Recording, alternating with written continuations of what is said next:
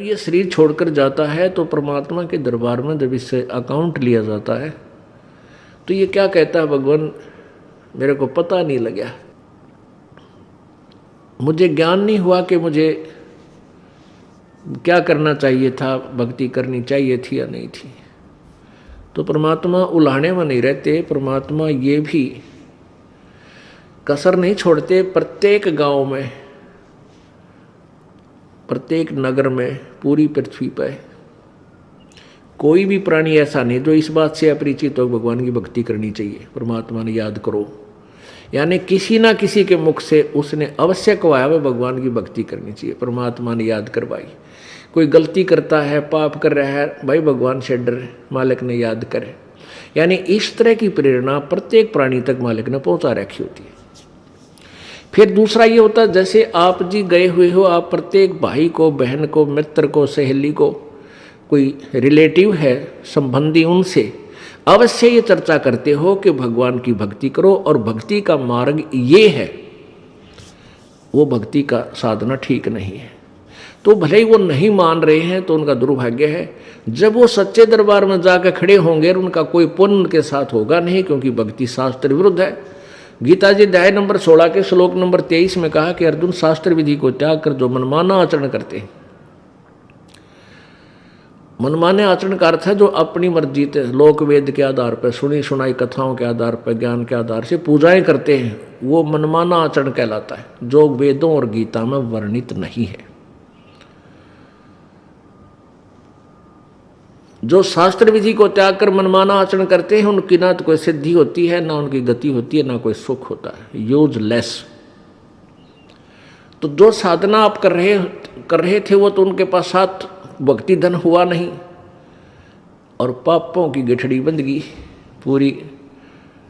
पाप बहुत इकट्ठे कर लिए, क्योंकि पाप तो दिन में बिना गिनती के होते हैं और पुण्य करने के लिए विशेष व्यवस्था करनी पड़ती है, गुरु बनाना पड़े। फिर जैसे गुरु जी बताओ वैसे साधना, पूर्ण गुरु, नकली गुरुओं से पूजा नहीं, ना उनकी कोई द्वारा बताएगी साधना से लाभ होने वाला। तो ऐसे पूरा गुरु मिले, फिर आप सच्ची लगन से, सच्चे तरीके से लगे, तब पुण्य बने। तो पुण्य तक कोई उनका बना नहीं, पाप की गठड़ी बंद गई। फिर वहां जा खड़ा हुआ धर्मराज के दरबार में। अब वहां ये एक बहाना बनाता है कि भगवान मुझे किसी ने बताया कोई नहीं, भक्ति कर ले। तब इसका फिल्म चलाता है परमात्मा, ये सब आप जो भी बातें जिसके साथ कर रहे हो, वैसे कोई गुप्त का गलती कर रहा है तो वो भी फिल्म बनकर भगवान के दरबार में पहुंच जाती है और एक आपके अंतःकरण में, आपके कंप्यूटर में ऑटोमेटिकली फीड हो जाती है। तो जब ये वहाँ खड़ा होकर ये झूठ बोलता है, बहाना बनाता है, तो परमात्मा इसके कंप्यूटर से जो वहाँ भगवान के दरबार में इसके नंबर का है ऑन कर देता है कि ले देख, ये भक्त तुझे क्या कह रहा है, ये बहन तुझे क्या कह रही है कि भक्ति कर ले, तू क्या कह रहा है, फिर देखेंगे किसने देखा है। ईब के भक्ति करने का टाइम से, बुढ़ा होकर भक्ति करूँगा। और भक्ति तने करी नहीं, बकवाद करता रहा। फिर ये कैसे कह रहा है कि मेरे को किसी ने बताया नहीं। फिर ये यूँ कर ले है, नीची गर्दन, भगवान गलती बन गई, बन गदा। अब गलती की सजा दूँ मैं, मेरे पास और कोई विकल्प नहीं। जैसी तू करेगा वैसा फल दे दूंगा। तेरा पुण्य होता तो स्वर्ग भेज दूँ, हो देवता बना दूँ, पुण्य नहीं है तो बन गदा।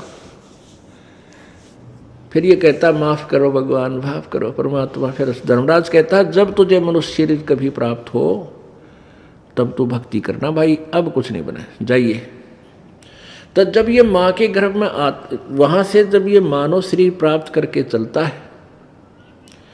वहाँ के जो देव पुरुष हैं वो भी कहते हैं इस आत्मा को कि भाई तेरा दाव लग गया और ये मनुष्य शरीर बार बार नहीं मिलता, पूरे संत की तलाश करिए। देवता भी पछता रहे हैं कि हमने तो गलती कर दी, हमें भी संत पूरा नहीं मिला, हमारी भी जन्म मृत्यु होगी और कभी मनुष्य शरीर मिलेगा तो पूरे संत ने ढूंढाएंगे भाई।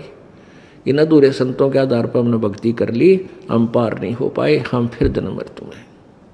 तो आने वाले मानव शरीर प्राप्त करने वाले को प्रत्येक ने एक सलाह देते हैं कि तेरा दाव लग गया भाई, भक्ति करिए, बकवाद मत करना।